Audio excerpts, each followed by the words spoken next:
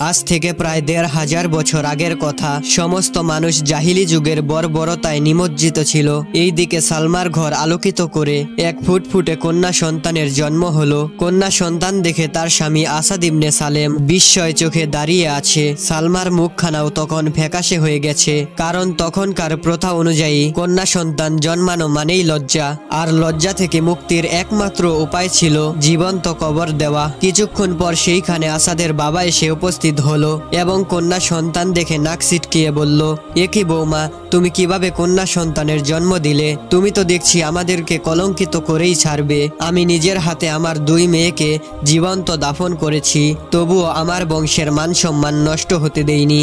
এইবার তোমাদের পালা, তোমরাও এই বিষয়ে মানুষ জানাজানি হওয়ার আগেই এই সন্তানকে দাফন করে দাও। এই নির্দেশ দিয়ে আসাদের বাবা সেইখান থেকে চলে গেল। কিন্তু আসাদ তার বাবার নির্দেশ পালন করলো না। তার বুকের ভেতর যেন এক অজানা ব্যথা ছড়িয়ে পড়ল। কয়েকদিন পর গোত্রের প্রবীণ মুরব্বীরা আসাদের বাড়িতে এসে উপস্থিত হলো। তাদের চোখে ভাসছিল কঠিন সিদ্ধান্তের দাবি। তখন একজন মুরব্বী আসাদকে লক্ষ্য করে বলল, আসাদ, তুমি আমাদের অত্যন্ত আদরের সন্তান। আমরা সব সময় তোমার কল্যাণ চাই। তোমার ঘরে কন্যা সন্তানের জন্ম হয়েছে, এতে তোমার ও আমার গোটা বংশের অসম্মান হবে। তাই এই মুহূর্তে তোমার উচিত নিজের সম্মান রক্ষা করা। এটা শুনে আসাদের গলা শুকিয়ে এলো, তবুও ভাঙা কণ্ঠে বলল, আমি আপনাদের কথা বুঝতে পেরেছি, কিন্তু কেন জানি এই কাজে আমার মন সায় দিচ্ছে না। নিজের হাতে কিভাবে আমার সন্তানকে জীবন্ত দাফন করব?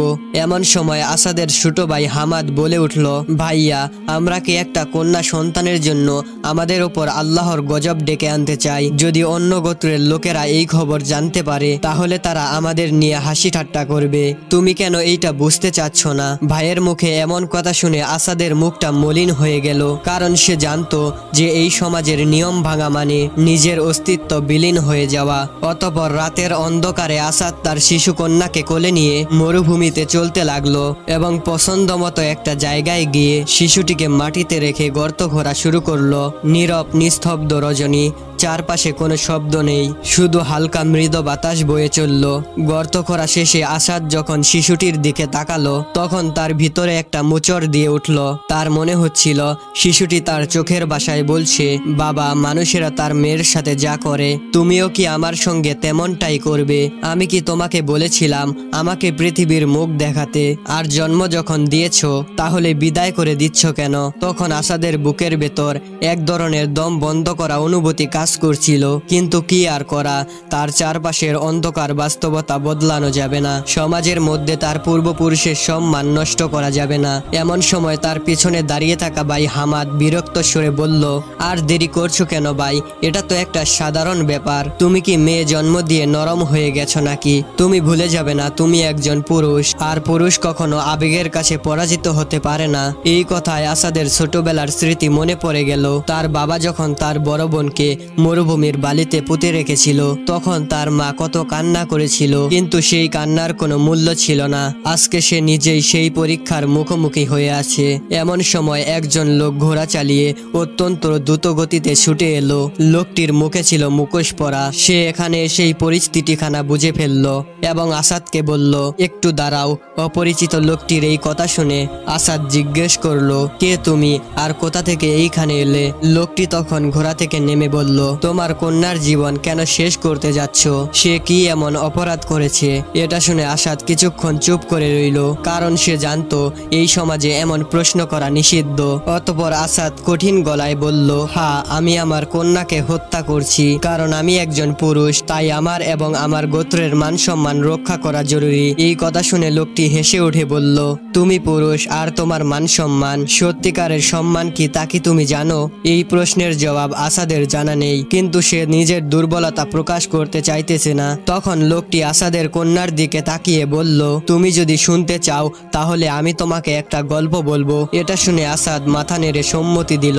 তখন লোকটি আসাদকে বলতে শুরু করলো, আজ থেকে অনেক বছর আগে একজন শক্তিশালী গোত্রপতি ছিল যার নাম ছিল হারেস ইবনে খালিদ। তিনি ছিলেন বীর যোদ্ধা ও মরুর শাসক, কিন্তু তার একটি মাত্রই ভুল ছিল, সে বিশ্বাস করত কন্যা সন্তান মানুষের দুর্বলতা। কিছুদিন পর হারেসের ঘরে যখন কন্যা সন্তানের জন্ম হলো তখন সে সিদ্ধান্ত নিল সমাজের রীতিনীতি অনুযায়ী শিশুটিকে জিন্দা কবর দিবে, কিন্তু সে পারেনি।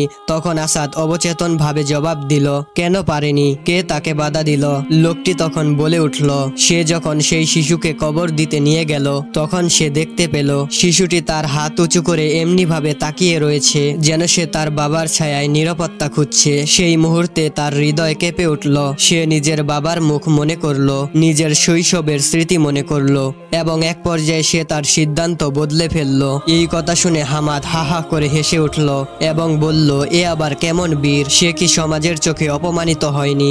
লোকটি এবার সরাসরি হামাদের দিকে তাকিয়ে বলল, তুমি কি জানো পরে কি হয়েছিল?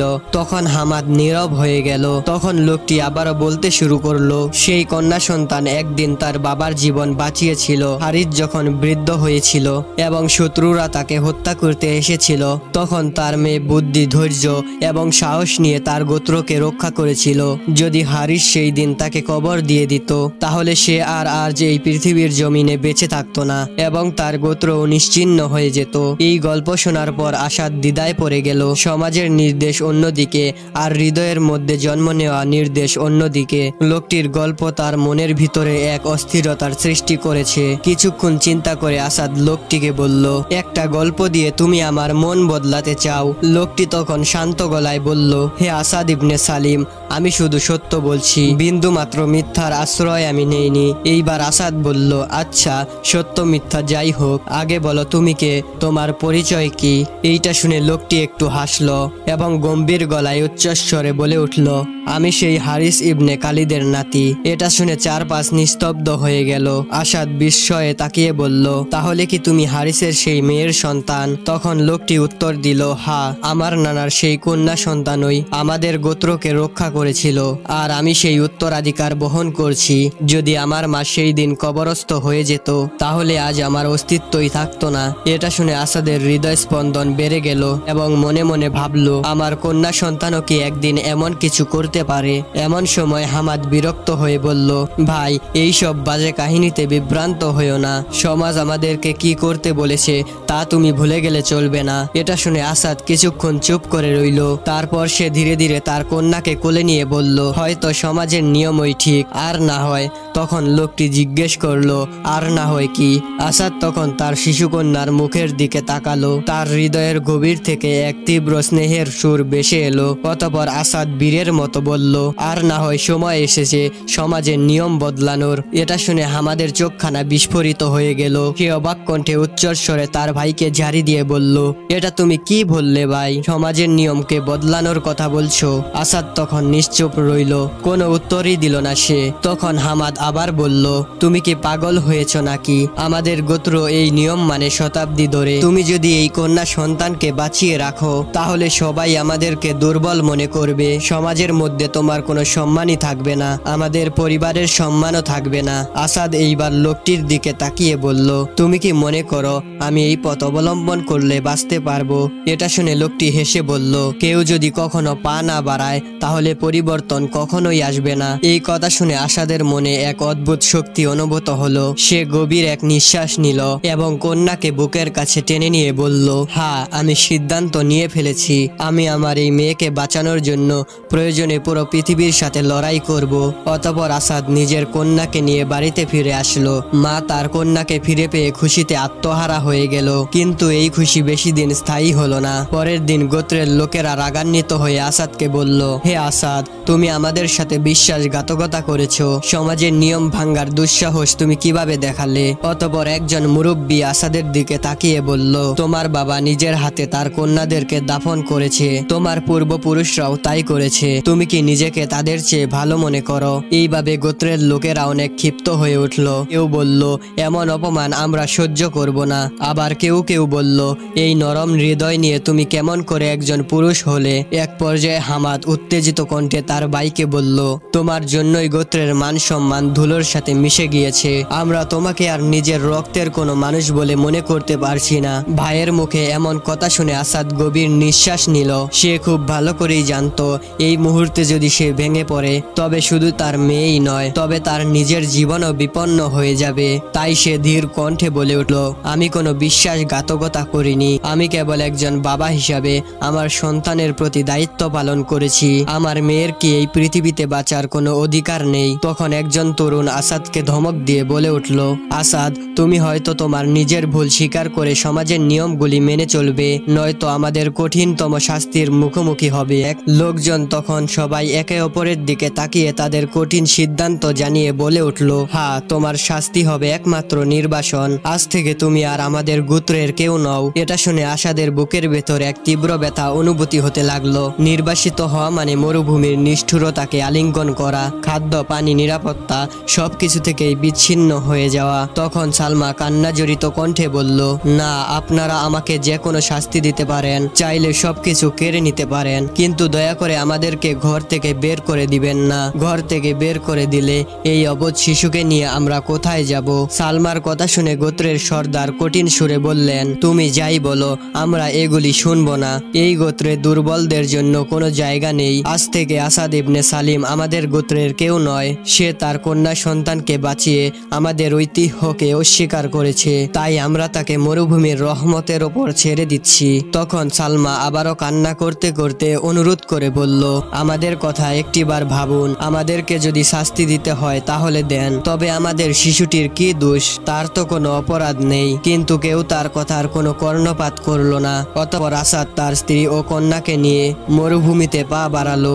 দিনের প্রহর রোদ আর রাতের কনকনে ঠান্ডা যেন তাদেরকে প্রতিটি মুহূর্তে চ্যালেঞ্জ করছিল। খাবার ও পানি সীমিত, কিন্তু তার চেয়েও বড় সমস্যা ছিল দিক নির্দেশনা। কোথায় যাবে আর কোন দিকে যাবে কিছুই বুঝতে পারছিল না। অতঃপর 3 দিন পর যখন তাদের পানির পাত্র প্রায় শুকিয়ে এসেছিল, তখন দূর থেকে একটি কাফেলার দেখা মিলল। আসাদ তখন দ্রুত তাদের দিকে এগিয়ে গেল। তাদেরকে দেখে কাফেলার যাত্রীরা সাবধান হয়ে উঠল, কিন্তু তাদের নেতা শান্তভাবে বললেন, কে তুমি এবং এই মরুভূমির বুকে কোথায় যাচ্ছ? তখন আসাদ ক্লান্ত কণ্ঠে বলল, আমি একজন নির্বাসিত মানুষ। আমার গোত্রের লোকেরা আমাকে বিটে মাটি থেকে বিতাড়িত করে দিয়েছে, তাই আমার স্ত্রী ও কন্যা সহ এক আশ্রয়স্থান খুঁজছি। এটা শুনে লোকটি কিছুক্ষণ ভাবল, তারপর বলল, তোমার নাম কি? উত্তরে আসাদ কাফেলার লোকটিকে বলল, আমার নাম হলো আসাদ ইবনে সালিম। এই নাম শুনে কাফেলার নেতা চমকে উঠল এবং অবাক দৃষ্টিতে তাকিয়ে বলল, তুমি কি সেই আসাদ যে অন্যায়ের বিরুদ্ধে গিয়ে সমাজের বিরুদ্ধে গিয়ে নিজের কন্যা সন্তানকে বাঁচিয়েছে? এটা শুনে আসাদ চুপ করে রইল, কারণ সে জানতো এই প্রশ্নের উত্তর তার ভাগ্য নির্ধারণ করবে। তখন কাফেলার নেতা আসাদকে হাসি মুখে বলল, আলহামদুলিল্লাহ, তুমি অত্যন্ত সাহসী। তুমি সত্যিকারের একজন বাবা। আমাদের নবী মুহাম্মদ সাল্লাল্লাহু আলাইহি ওয়াসাল্লাম বলেছেন, কন্যা সন্তান বোঝা নয়, বরং আল্লাহর মাধ্যম। যাই হোক, তুমি তাদের কথায় কর্ণপাত করনি যারা অজ্ঞতার অন্ধকারে ডুবে রয়েছে। তুমি আমাদের সঙ্গী হও। এটা শুনে আসাদ বিস্মিত হলো, কারণ এই প্রথম কেউ তার সিদ্ধান্তের প্রশংসা করলো। তখন সে খুশি হয়ে তাদেরকে জিজ্ঞাসা করলো, আচ্ছা ভাই, আপনারা কারা? আপনাদের পরিচয় কি জানতে পারি? তখন লোকটি বলল, আমরা মুসলিম, আল্লাহর একত্ববাদে বিশ্বাসী। আমরা সেই সমাজ গড়তে চাই যেখানে মানুষ তার কন্যা সন্তানকে লজ্জা মনে করবে না, বরং দায়িত্ব মনে করবে। এটা শুনে আসাদ মনে মনে ভাবল, এই কাফেলা আমাদেরকে শুধু আশ্রয় নয়, বরং নতুন বিশ্বাস ও নতুন দিশাও দিতে পারে। অতঃপর সে বলল, আমি তোমাদের সঙ্গী হতে চাই। আমি জানতে চাই সেই সত্য যা তোমরা নিজেদের মধ্যে ধারণ করেছ। তখন কাফেলার নেতা আসাদকে বললেন, তাহলে চলো, আমাদের নবীর কাছে চলো। সত্যের আলো তোমার জন্য অপেক্ষা করছে। অতঃপর আসাদ তার স্ত্রী সন্তান সহ কাফেলার সাথে চলতে শুরু করলেন। প্রিয় বন্ধুরা, ভিডিওটি তোমার নিকট কেমন লাগলো? ভালো লাগলে সাবস্ক্রাইব করে পাশে থাকুন। পরবর্তী ভিডিওটি সবার আগে পাওয়ার জন্য আজকের মতো এইখানেই বিদায় নিচ্ছি। আল্লাহ হাফেজ। আসসালামু আলাইকুম ওয়া রাহমাতুল্লাহি ওয়া বারাকাতুহু।